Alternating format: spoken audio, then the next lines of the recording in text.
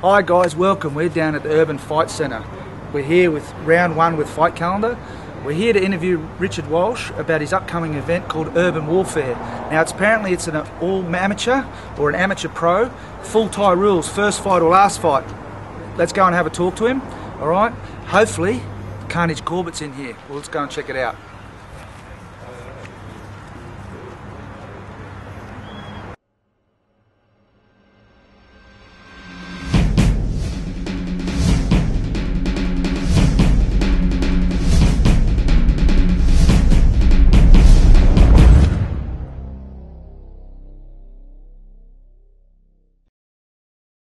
Hey Richard, how you going, Good, mate? mate? Thanks, Sarge. So, Urban Warfare coming up. Tell us a little about the concept and how it came about, because you've actually been a promoter in the past, I hear, and you're going to have another go at it now. Yeah, definitely want to get back into it. I promoted years ago when I was down in country Victoria, and loved every aspect of it. I do enjoy promoting. But over the last few years, I've been up in Queensland now 10 years. I've noticed there's a hell of a lot of Muay Thai gyms out there where their fighters aren't fighting Muay Thai. They're fighting modified Thai. They're fighting all sorts of different rules. There's no knees to the head. There's only knees to the body. Well, I personally moved to Queensland because it's the capital of Australia for Muay Thai. Yes. And now I'm finding I can't get my fighters full Muay Thai fights. So what I've thought I'll do is bring in a series of shows with the whole fight, full Thai rules, so there's no confusion. Look, I know where you're talking about, because I do a lot of refereeing, as you know, and judging, and it's always hard. The guy gets his head pulled down or something like that, and you know the referee's got to say, well, you're not keeping your head up, and the guys are trying to throw knees to the body. So I think it's good, but what about cuts and things like that for these young kids and stuff like that? Like if I'm putting a first guy fighter in, I don't train them elbows just yet, because there is no tournaments for that, and because these guys have got to work and stuff like that, and there's things like stitches and things like that. So I mean that's what you might get an argument from. Oh, already a lot, and I fully understand that. The last thing I want on my show is someone to get cut. Yep. I really don't. We've brought in a Punish Fight Gears help me out with an elbow pad. Now, in Bangkok every year they have the IFMA Games. My wife Melissa became a world champion from fighting the IFMA Games, where they wore elbow pads, helmets, chest plates, shin guards, and gloves. Obviously they were well protected. It was a great concept. She fought 3 elbow fights in 1 week. Yep. And never got a cut. So I thought it was a great idea. On the day there was minimal cuts. I mean, I've worked with Punish Fightwear. Now we've modified the elbow pad, which seems to be everyone's main concern is the elbow. So now we've built out a prototype elbow pad. We're still developing it, and we're very close to releasing out the final product. So. Yeah, all right. Well, that's interesting. I mean, the fact of the matter is you can get cut with a glove, right? But having the raw elbow exposed, exactly right. It's a much higher risk. Yep. It is, and that's why I want to cover it. I want to keep these guys fighting for Muay Thai, but I don't want them to be cut. I'm hoping, and I'm projecting, is that you'll fight on my show on July 10th, and by August 10th you'll be ready to fight again, because you've had the protection of your shins, you've had the protection from your elbows, plus you've got the head. So for mum and dad, whose little Johnny's trained away and he wants to have a fight, there's less chance of him getting hurt. Well, it's traditional Muay Thai too. They're learning, because it is all the art, but that's always been the hindrance. Yep. Either that, or it's been uncomfortable to wear, or whatever. There's always a level of uncomfortableness, but I'd rather be uncomfortable than getting stitched up by the doctor. That's uncomfortable. Well, look, it sounds really good. Look, we might have some boys for the show. So.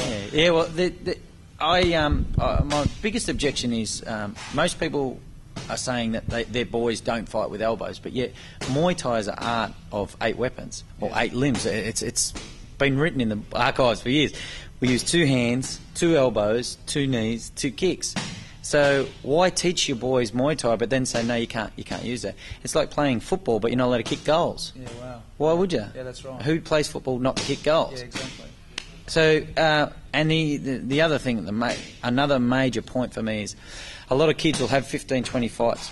Then they'll step up to what's called professional, where they have to learn to use elbows. All of a sudden you've got a kid that's swimming like this, trying to throw 20 elbows a fight. There's too much emphasis on the elbow. It's another weapon. It's not your only weapon. So I want kids that start in the ring knowing how to use their elbows. And defend.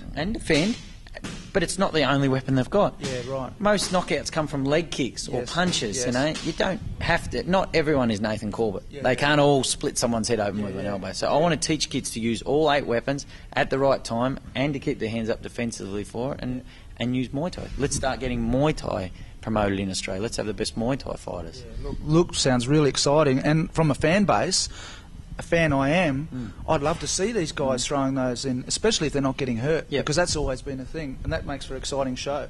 So tell us about the show. When is it? And, you know, a little bit about where it is and where it's at. Sunday, July the 10th, down at the Coolangatta Hotel. It's a 2 o'clock start. We're doing it on a Sunday afternoon because we want to attract a different crowd. I want to attract a family to it.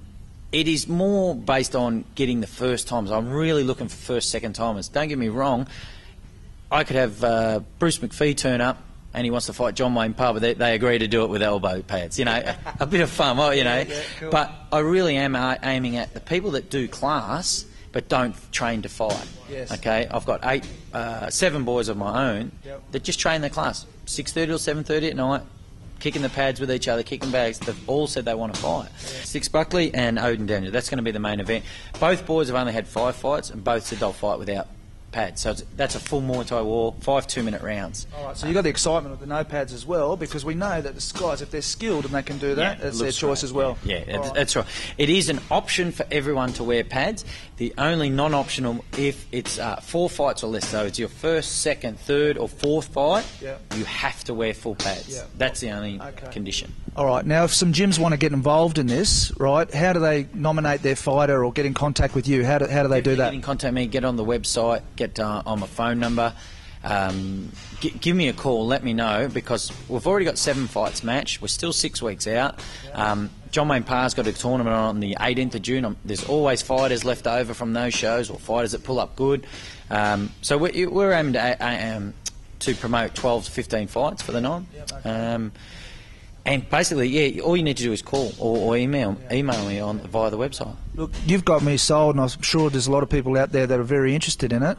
But can we have a look at the pads? Have you got those stuff here? This is the prototype at the moment. We're still developing it, and we've now designed it so you can see how much padding's on there. Like, it's quite thick. Yeah, that's very soft. Very thick. Very heavy. What we're going to have here is a Velcro strap, so we can tighten it up in the arm because we're worried about it slipping. That's one thing in the IFMA games that we found. A lot of the pads slipped, and it was a raw elbow. That was the only time people were getting injured. So we've developed this now. It's got a joint in it. We'll have a strap at the bottom, and strap at the top, strap at the bottom. And as you can see, it's the size of a knee pad. It's more like a skater's pad. Cool. The glove on, plus the helmet on the opposition fighter, or you'll have a helmet on yourself. Chances of getting cut are very rare. It's good. All my referees on the night, we're going to have a little referees meeting at the start. The number one thing that I'm going to promote to every referee that's there and every cornerman that's there is safety. It's a novice night, a novice afternoon. It's amateurs. I do not want kids getting hurt. I want them to be safe and have fun. And the feeling of fighting in front of your friends, the music playing in a pub, all your mates around cheering. It'll be great. I wish it was around when I was started. You know? Yeah, look, sounds exciting. I think it could be a real good goer. I think all the gyms should look at start training with their hands up and using those elbow teaks early. That's going to help them in the professional ranks down the track, like you said. Now, you've got Odin here. Maybe we can suit him up and have a look at what like a full fighter would be. Look, he's a well-paid model. Yeah, all right, mate. Cheers, thanks. All right, so we've got Odin here all geared up. Richard, just talk us through what he's geared up. He's he looks indestructible. He does. This is the idea. Again, I really want to push home the safety factor of it. Now, normally when you fight, you've got gloves, your groin guard on, mouth guard in. So we're adding to it the shin pads, and we're going to be all using, good quality punish shin pads. They're not just the thin ones. We're going for the full thickness. I don't want people's busted up legs. Up to the gloves, we're going to be. These are the 14-ounce gloves, but we're going to use 10-ounce gloves because we've got helmets on, everything like that. Again, to the elbow pads, which is the key point of today.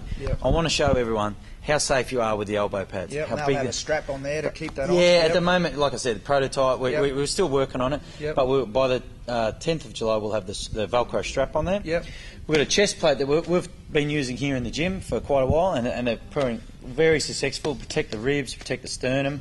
Okay, Up to the helmet. Again, another good quality punish helmets. You can see they're strapped on the back. We'll encourage the trainers to put a bit of tape around there to keep everything into place. Yep. But mainly, Dodge, the one thing I want to get across to everyone is the elbow pads. The scariest part of Muay Thai is the elbow. Everyone's scared of the elbow, but here we're protected. It wraps around the elbow, the back of the elbow, everywhere's covered. So if he spins, if Odin was to spin and hit me, I've got pads. If he just throws a normal elbow from the top, everything's covered. Even without helmets on, I'm protected. Yeah, look, that is really no difference at all than getting hit with a hook. That's right, exactly right. And that's what I'm aiming for. Yeah, that's awesome. I'm trying to develop the next wave of Muay Thai fighters. And we'll start from the very first fight they have Muay Thai fights. It's done with the elbow pads. So in 5 fights' time, they've had 5 Muay Thai fights instead of 5 modified Thai fights, and then they've got to try and start to learn how to use the elbow. So awesome. Again, I've said it before, we all call ourselves Muay Thai gyms. Let's start teaching it and let's start using it. Good. That's awesome. my goal.